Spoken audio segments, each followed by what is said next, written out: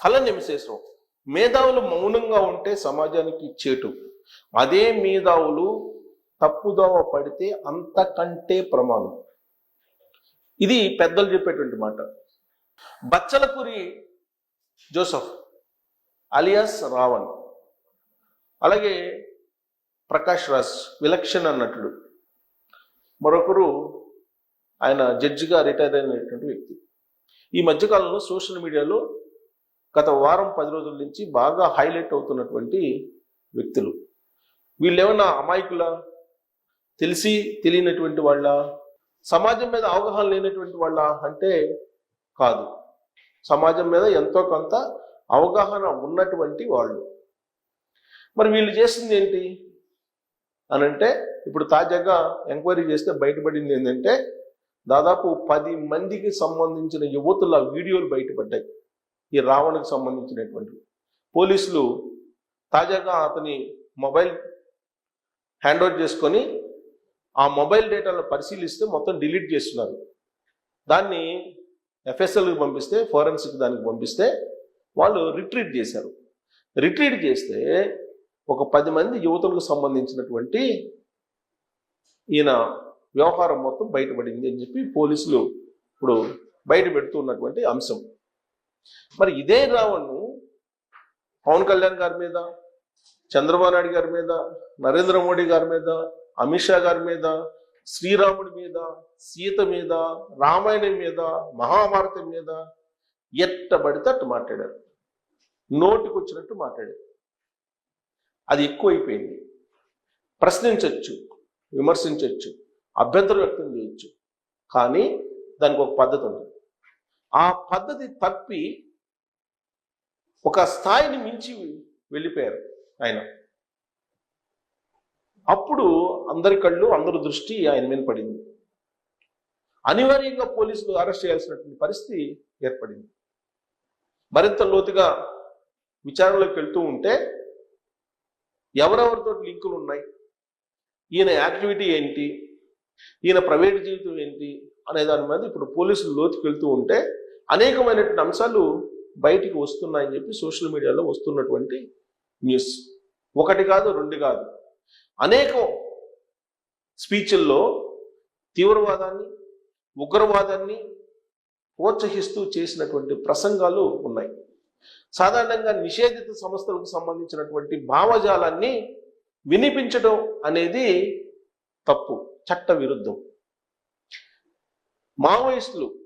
Maoist రహిత భారతదేశం ప్రస్తుతం కేంద్ర హోంశాఖ మంత్రి అమిత్ షా గారు చెప్తున్న దాని ప్రకారం ఆపరేషన్ ఖగార్ పేరుతోటి టోటల్గా నక్సలిజం లేకుండా తీవ్రవాద రహిత భారతదేశాన్ని ఆయన స్థాపించారని చెప్పి చెప్తూ ఉన్నారు.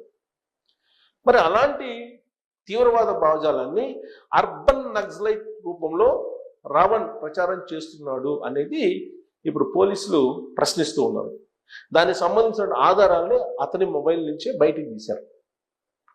బయటికి తీసి ఇప్పుడు ఉపా చట్టాన్ని ఆయన మీద పెట్టారు. ఎందుకు పెట్టారు ఉపా చట్టాన్ని?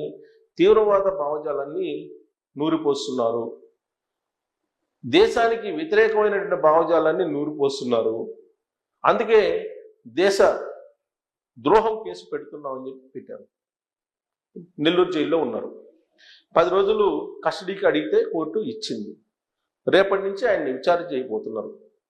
ఆయన విచారణలో పాల్గొని ఈ 10 రోజుల పాటు ఏమేమి అంశాలు చెప్తారు అనేది ఆసక్తి అందరికీ. ఈ లోపుగా పోలీసులు అన్ని రకాల ఎవిడెన్స్ని సేకరించి పెట్టుకుంటున్నారు. మొబైల్ డేటా దగ్గర నుంచి ఆయనకి ఎవరెవరితోటి పరిచయాలు ఉన్నాయి, ఎవరెవరితోటి ఇంట్రాక్షన్స్ అవుతూ ఉంటారు, ఈయనకి ఫండింగ్ ఎక్కడి నుంచి వస్తుంది, విదేశీ ఫండ్ వస్తుందా, స్వదేశీ ఫండ్ వస్తుందా, ఒకవేళ స్వదేశీ ఫండ్ వస్తే ఎక్కడి నుంచి వస్తుంది, విదేశీ ఫండ్ అయితే ఎక్కడి నుంచి వస్తుంది, ఎవరి కోసం, దేనికోసం దీన్ని ఖర్చు పెడుతున్నారు అనే దాని మీద టోటల్గా విచారణ చేయబోతున్నారు. ఇప్పటి వరకు ప్రాథమికంగా అనుమానాలే ఉన్నాయి పోలీసులకి. దానికి సంబంధించినటువంటి ఆధారాలని కోర్టు ముందు ఉంచాలి. అందుకే ఇప్పుడు విచారణ చేయబోతూ ఉన్నారు. ఇది ముందే ప్రకాష్ రాజ్ గారు గమనించి ఎప్పుడైతే రావణ్ మొబైల్ని స్వాధీనం చేసుకున్నారో పోలీసులు, వెంటనే ఆయన రెస్పాండ్ అయ్యారు. ఆ మొబైల్లో ఉన్నటువంటి డేటాను బయటికి తీస్తారు పోలీసులు. తీసిన తర్వాత ఎవరెవరితో రావణ్ టచ్లో ఉన్నారు అనేది తెలుసుకొని వాళ్ళని కూడా అరెస్ట్ చేస్తారని చెప్పి ముందే ప్రకాష్ రాజ్ గారు ఊహిస్తున్నారు. ఆయన ఆ మేరకు ట్వీట్ కూడా చేశారు. సాధారణంగా ప్రకాష్ రాజ్ గారు ప్రభుత్వానికి వ్యతిరేకంగా జస్ట్ ఆస్క్ పేరుతోటి ట్వీట్లు చేస్తూ ఉంటారు. సరే, ఆయనకు అభ్యంతరం ఉన్నటువంటి అంశాలన్నింటినీ అభ్యంతరం పెడుతూ ఉంటారు. అయితే మాట తూలరు ప్రకాష్ రాజ్ గారు, రావణ్ లాగా మాట తూలరు. ఆయన ప్రశ్నించేటువంటి తీరు కానీ, ప్రభుత్వాన్ని నిలదీసేటువంటి పద్ధతి కానీ ఇవన్నీ కరెక్ట్గానే ఉంటాయి. కానీ భావజాలంలో మాత్రం తేడా ఉంటుంది అనేది ఇప్పుడు పోలీసులు ప్రకాష్ రాజ్ గురించి ఆరా తీస్తూ ఉన్నారు. ప్రకాష్ రాజ్ గారు గతంలో ఎలాంటి ట్వీట్లు చేశారు, ఎలాంటి అభిప్రాయాలు వ్యక్తం చేశారు, ఎలాంటి వాళ్ళతో టచ్లో ఉన్నారు, ఎలాంటి వాళ్ళని ప్రోత్సహిస్తున్నారు, ఎలాంటి వాళ్ళకి వెన్నుదన్నుగా ఉన్నారు అనేది ఇప్పుడు పోలీసులు తేల్చే అవకాశం ఉందని కూడా తెలుస్తూ ఉంది. అంతేకాదు, మొత్తం సినీ ఇండస్ట్రీ ఆయన్ని బహిష్కరించేటువంటి అవకాశం ఉంది అని కూడా ఇప్పుడు లేటెస్ట్గా టాలీవుడ్లో వినిపిస్తున్నటువంటి మాట. ఇక ఇలాంటి వాళ్ళకి న్యాయ సహాయం అందిస్తూ ఉన్నటువంటి ఒక రిటైర్డ్ జడ్జ్ ఉన్నారు.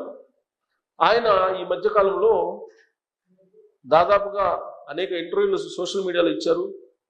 యూట్యూబ్లో ఆయన ఇంటర్వ్యూలు ప్రసారం అయ్యాయి.